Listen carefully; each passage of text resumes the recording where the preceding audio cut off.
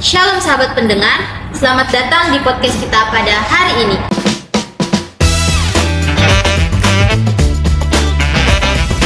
Senang sekali bisa hadir bersama kalian semua.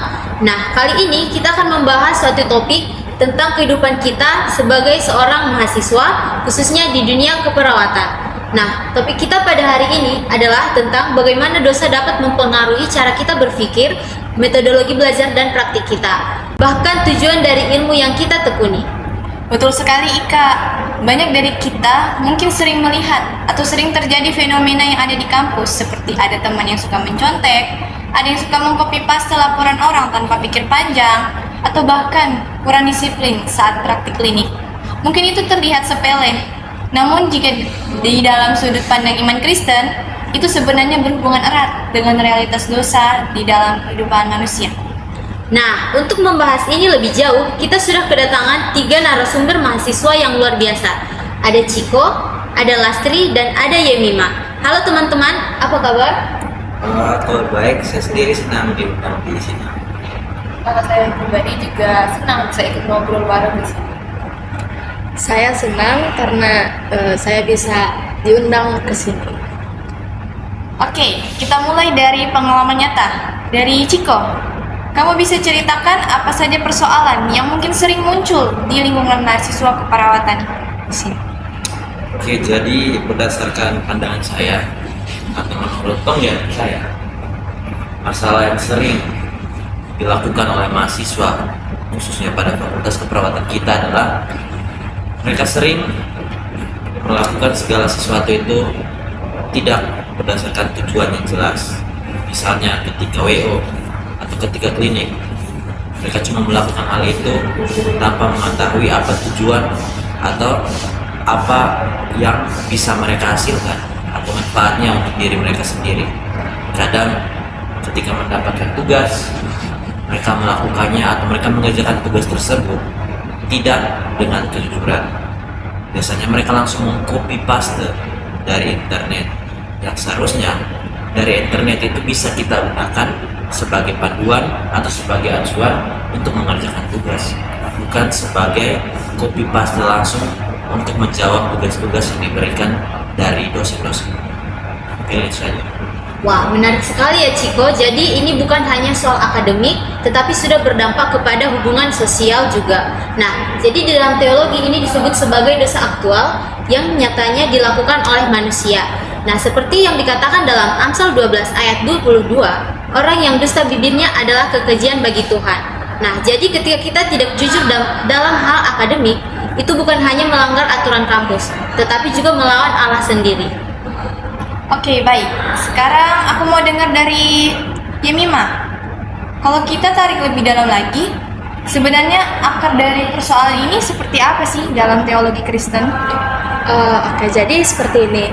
Kalau kita lihat dari pandangan Alkitab, bahwa dosa itu bukan hanya soal perbuatan, tapi juga dari kondisi yang mendasar dari manusia. Nah, sejak kejatuhan manusia ke dalam dosa, seluruh aspek yang ada dalam hidup kita itu sudah tercemar oleh dosa. Nah, ini ada istilahnya dalam teologi, dalam istilah teologi disebutnya itu total depravity. Paulus juga mengatakan di surat Injilnya di Roma 3 ayat 23, dia dengan tegas mengatakan bahwa semua orang yang berdosa itu telah kehilangan kemuliaan Allah. Jadi artinya bukan hanya tindakan kita yang salah, tapi bagaimana cara kita berpikir, motivasi, atau bahkan tujuan dari hidup kita itu juga sudah tercemar oleh dosa. Ada satu lagi seorang teolog reform, namanya itu Herman Bavinck. Nah, beliau mengatakan bahwa apa yang ada di dalam manusia itu dosa, sudah tercemar oleh dosa. Jadi kayak misalnya akal budi, perasaan, dan bahkan kehendak kita sendiri. Jadi ketika ada mahasiswa yang malas atau nggak disiplin, nah itu sudah termasuk dari wujud nyata dari dari sebuah bagaimana dosa itu sudah mempengaruhi keberadaan kita atau mempengaruhi kehidupan kita. Wah, luar biasa ya Yemima. Jadi jelas bahwa persoalan akademik bukan hanya sekedar kelemahan, tetapi akar spiritual yang lebih dalam. Oke, sekarang aku mau dengar dari Lastri. Bagaimana menurut kamu dampak sosial dari dosa dari lingkungan perkuliahan yang ada? Oke, kalau dari lingkungan sosial ya, balik lagi dosa itu tidak pernah berhenti dari level pribadi. Contohnya ketika praktik klinik, satu orang terlambat, maka pekerjaan dari satu kelompok itu bisa tertunda. Lalu juga ketika ada yang ingin mengerjakan laporan lalu mengerjakannya itu tidak serius dan malah menyalin punya orang lain, hal ini berujung pada hasil yang tidak maksimal yang akan didapatkan dari kelompok itu. Hal inilah yang disebut dengan dosa sosial, di mana bisa meluas sampai ke komunitas. Lalu dalam 1 Korintus 12 ayat 26, Paulus itu menuliskan bahwa jika satu anggota menderita, maka semua anggota menderita. Lalu Louis Berkoup juga menekankan bahwa dosa itu merusak relasi pribadi Allah dengan manusia, dan bukan hanya itu saja tetapi juga merusak hubungan antara komunitas dalam manusia. Lalu kita sebagai mahasiswa keperawatan perlu menghindari yang namanya keterlambatan dalam mengerjakan tugas, plagiarisme atau bahkan kemalasan, hingga hal ini tidak berdampak pada pasien yang akan kita layani ke depannya. Benar sekali tuh Lastri, sebagai calon perawat, kita harus ingat bahwa pelayanan kesehatan itu sangat bergantung pada kerjasama tim. Kalau satu saja tidak berfungsi atau tidak bekerja sama, maka yang paling dirugikan adalah pasien. Oke, sekarang kita akan masuk ke pertanyaan inti. Nah, bagaimana dosa ini dapat mempengaruhi cara kita belajar ilmu keperawatan dari epistemologi, dari metodologi hingga tujuan ilmu? Mungkin Yemima bisa kamu jelaskan terlebih dahulu. Oke, kalau dari segi epistemologi, misalnya ada seorang mahasiswa yang lagi mencari pengetahuan atau misalnya lagi ujian, tapi cara yang digunakannya itu salah, cara instan dengan cara instan, kayak curang gitu. Nah, contohnya itu dia mencontek atau mengcopy paste. Jadi, padahal epistemologi itu dibangun atas dasar kejujuran dan usaha yang sungguh-sungguh. Jadi kalau cara yang kita peroleh itu salah ilmu pengetahuannya, maka yang kita dapatkan pun juga salah atau rapuh. Terus yang kedua itu dari segi metodologi. Misalnya seorang mahasiswa ini dia sedang praktik klinik. Nah, tapi dia tidak hadir tepat waktu, tidak serius ikut simulasi, dan bahkan hanya bergantung pada temannya saja. Padahal metodologi ini tuh dia itu sistematis dan disiplin. Jadi bisa membuat kita malas dan menjadi tidak disiplin akibat dari sifat egois yang dimiliki oleh mahasiswa itu. Terus yang terakhir dari segi tujuan ilmu. Nah, kalau seperti yang kita tahu, ilmu keperawatan itu kan melayani, menolong pasien. Tapi karena dosa bisa membelokkan tujuan dari yang seharusnya kita melayani dengan tulus, menolong dengan tulus, tapi jadi hanya sekedar mengejar nilai, mementingkan prestasi pribadi, dan bahkan timbulnya gengsi dalam diri kita. Nah, akhirnya orientasi pelayanan yang melekat pada ilmu keperawatan menjadi hilang.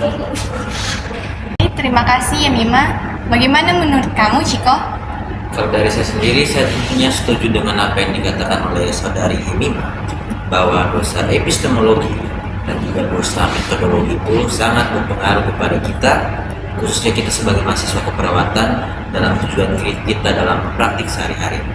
Jadi jika bisa mengambil dari contoh, ketika seseorang mengerjakan ujian, dia itu biasanya lebih berfokus pada nilai yang akan dia dapatkan melalui teori-teori dan juga pembelajaran yang telah dia dalami sebelumnya. Tetapi hal tersebut berbanding terbalik ketika dia melakukan di dalam praktik klinik, di dalam lahan praktik. Ini menunjukkan bahwa orang tersebut hanya berfokus pada teori, tetapi dia tidak berfokus pada praktik atau metode untuk melakukan sesuatu. Jadi ini menggambarkan bahwa dia tidak sepenuhnya melakukan sesuatu, melainkan hanya setengah hati saja di dalam lahan praktik. Dan kalau boleh saya menambahkan, perawat itu bukan hanya bekerja untuk manusia saja, tapi bekerja untuk Tuhan juga. Jadi semua tujuan ilmu kita itu perlu diarahkan kembali kepada pelayanan kita terhadap Allah yang sesuai dengan kehendaknya dan bukan untuk kepentingan pribadi dari kita sendiri. Baik, nah kita tadi sudah membahas masalahnya. Sekarang mari kita lihat apa solusinya. Nah, Ciko, mungkin kamu bisa memulai? Kalau solusinya itu tentunya dengan perubahan dari manusia itu sendiri. Tetapi tidak sampai di situ, manusia tersebut juga harus mau berubah hatinya dalam Kristus. Seperti yang dikatakan dalam kitab Kolose 3 ayat 23, perbuatlah segala sesuatu seperti kamu melakukannya itu kepada Tuhan, bukan kepada manusia. Nah, tadi kita sudah membahas apa itu masalahnya. Sekarang mari kita lihat apa itu solusinya. Ciko, mungkin kamu bisa memulai? Oke, kalau untuk solusinya, tentunya manusia atau individu yang bersangkutan harus mengubah sikapnya, tetapi tidak terbatas pada sikapnya juga, tetapi harus dengan perubahan hati yang mendasar oleh Kristus, di mana semuanya itu tertulis dalam kitab Kolose 3 ayat 23 yang mengatakan, ketika kamu melakukan sesuatu, maka perlakukanlah hal tersebut seperti untuk Tuhan dan bukan untuk manusia.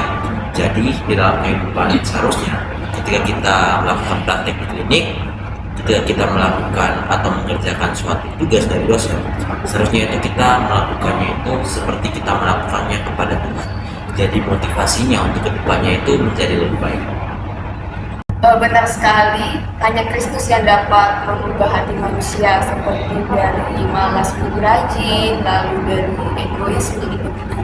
Integritas itu bukan hanya soal karakter, tetapi juga soal iman. Lalu jika kita hidup dengan pertobatan, maka kita bisa menjadi mahasiswa keperawatan yang setia, bukan hanya pada hal-hal kecil, tetapi pada hal-hal yang besar juga. Dan jangan lupa juga teman-teman, kalau komunitas itu juga penting. Jadi kita perlu saling mengingatkan, menegur, dan mendukung satu sama lain supaya kita tidak jatuh dalam dosa akademik atau sosial. Dengan begitu kita bisa bersama-sama belajar dan memuliakan Tuhan. Wah, luar biasa ya untuk diskusi kita hari ini. Kita belajar bahwa persoalan mencontek, plagiarisme, atau ketidakdisiplinan bukanlah hal sepele, tapi mencerminkan realitas dosa yang mempengaruhi seluruh aspek kehidupan kita, dimulai dari cara berpikir, metodologi belajar, dan juga tujuan ilmu. Benar, Abi. Nah, tapi kita juga diingatkan bahwa di dalam Kristus itu selalu ada pengharapan. Dia memanggil kita untuk belajar dengan integritas, bekerja dengan hati yang jujur, dan mengarahkan ilmu keperawatan kita untuk melayani sesama. Oke, terima kasih banyak untuk Ciko, Yemima, dan juga Lastri yang sudah berbagi. Dan terima kasih juga kepada semua pendengar. Nah, sampai jumpa di episode berikutnya. Mari kita terus berkomitmen sebagai mahasiswa yang bukan hanya pintar, tetapi juga berintegrasi dan terang di dalam Kristus.